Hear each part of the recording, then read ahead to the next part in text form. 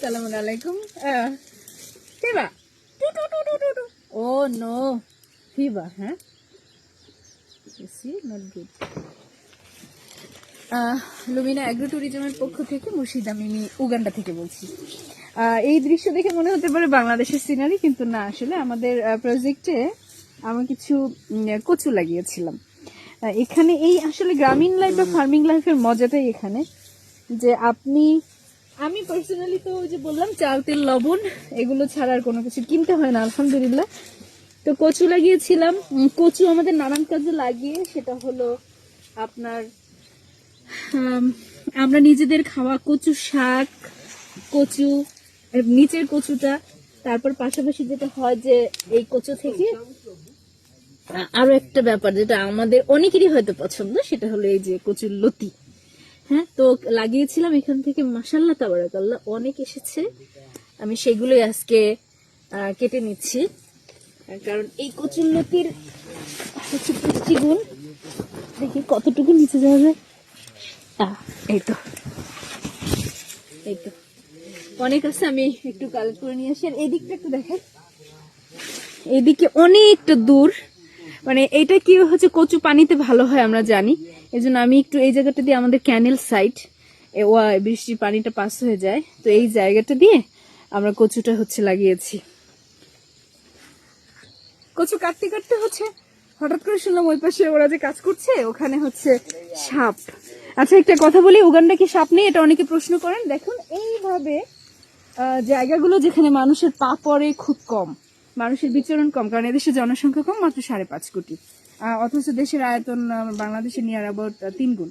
তো এই জায়গায় হচ্ছে সাপ থাকবে না, কোথায় থাকবে? কিন্তু বিষয় হলো ওই যে ওরা এখন সাপটা মারবে, এটা দেখতে দেখতে হলো কথা বলি। তো সাপটা একটা বিষয় হচ্ছে, আমি 1.5 বছরের মতো উগান্ডাতে, কিন্তু আমি ইন জেনারেল শুনিনি যে একে সাপে কেটেছে, সাপে কেটে মারা গিয়েছে, আমি শুনতে পাইনি। তবে এই ধরনের এনভায়রনমেন্টে সাপ থাকবে, ওয়াইল্ড অ্যানিমাল গুলো থাকবে, it's very normal.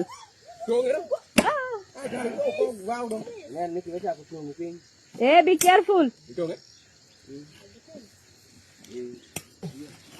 Here already? Where? There is? This is black cobra, huh? Yeah. Black cobra. This is black cobra. Show us.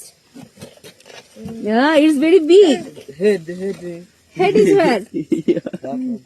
Head is where? You just show us. Already, he still not die. You see, he's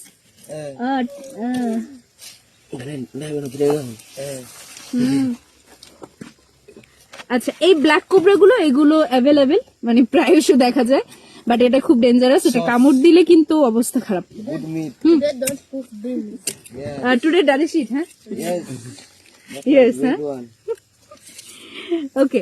তো এই ধরনের সাপগুলো দেখা যায়, তবে এই সাপের dangerous হলেও একটা বৈশিষ্ট্য হলো যে এই সাপগুলো মানুষের শব্দ পেলে দূরে চলে যায়। এখানে আমাদের অনেকগুলো অপকাট রাখা ছিল, যার জন্য হচ্ছে এটা নিচে ওরা আশ্রয় নিয়েছিল। খুব স্বাভাবিক বৃষ্টিপাত হয়, বাট এর জন্য হচ্ছে ওরা দূরে চলে যায়। তো আমরা এই এতটা সময়ে শুনিনি যে সাপে কেটে কেউ মারা গিয়েছে বা এরকম কোনো কিছু। সাপ আছে, এটা এদের ওয়াইল্ড একটা এনভায়রনমেন্ট, এখানে সাপ থাকবেই। ওই জায়গাতে আমার যাওয়া সম্ভব না, কারণ হচ্ছে পড়ে যেতে পারি। তো বেটার ডাইরেক্টের সাপোর্ট নিচ্ছি এই কচুলতি গুলো কাটার জন্য। Direct go and dig. But এটা শুনলে অবাক হবেন, উগান্ডার মানুষ তারা হলো এই কচুরলতি খেতে জানে না, ওরা খায়ও না, খেতেও জানে না, খায়ও না। আর আমরা খাই, এটা দেখে ওরা হাসে। অল টেক, হ্যাঁ, under your legs down side. Yeah, like this. Have many there, your front side. Okay. কচুরলতি কার কার প্রিয় জানাবেন। আর এর ভিটামিন সম্পর্কে আমরা জানি, মানে অর্থাৎ পুষ্টিগত যে ব্যাপারটা রয়েছে সেটা তো আমরা জানি।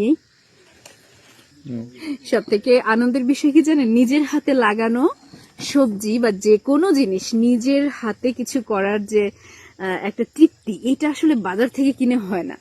আর ফার্মিং লাইফের বিউটিটা এখানেই, যে এই তৃপ্তিটা জাস্ট অতুলনীয়, প্রাইসলেস এক কথায়। তো এখান থেকে আমি লম্বা করে অনেক অনেকটা জায়গা জুড়ে কচু লাগিয়েছি, কারণ কখনো কচু শাক খাওয়া হয়, কখনো এই কচুর ডগাটা এটাও খাওয়া হয়, আর কচুর লতি তো ফ্রি আছেই, এবং একটা সময় পরে গিয়ে নিচে কচু তো আছেই, যেটাকে আমরা ওই যে সাদা অংশটা।